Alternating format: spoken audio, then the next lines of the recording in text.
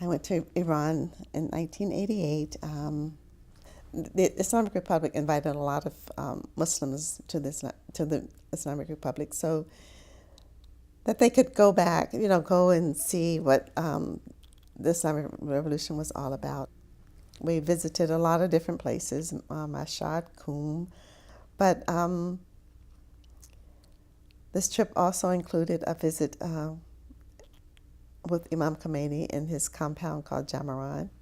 We got a tour of his home, and as just walking through the house, I just noticed that how simply he lived, and I was just thinking about how the media, where they were talking about him, they were talking about him like he was this awful man who was rich and, just an awful person who was a tyrant, and he lived so humbly.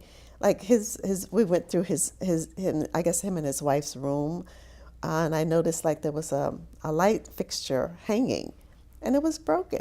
It was broken.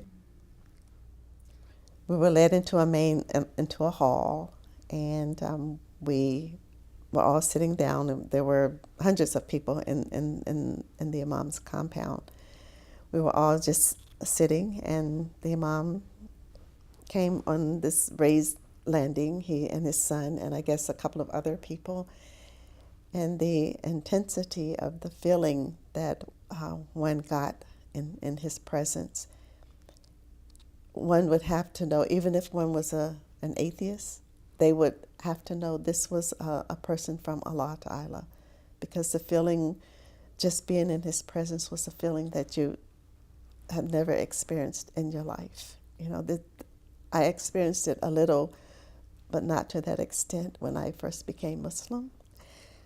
But being in the Imam's presence was like being close to Allah Ta'ala. It just was such a pure feeling.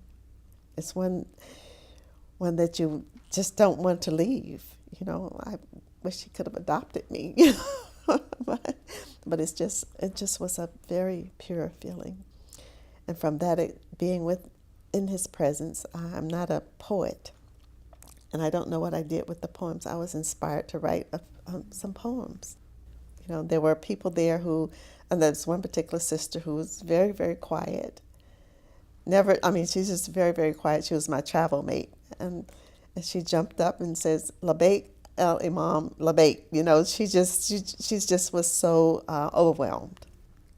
I guess it made me want to be a better movement, because there was a man from Allah Ta'ala right in our midst. Everybody knew it. I believe I was still Sunni at the time. As a matter of fact, I was. And it just made me want to be a better movement. And then I really started concentrating on becoming a Shia, and have no regrets. Alhamdulillah, mashallah.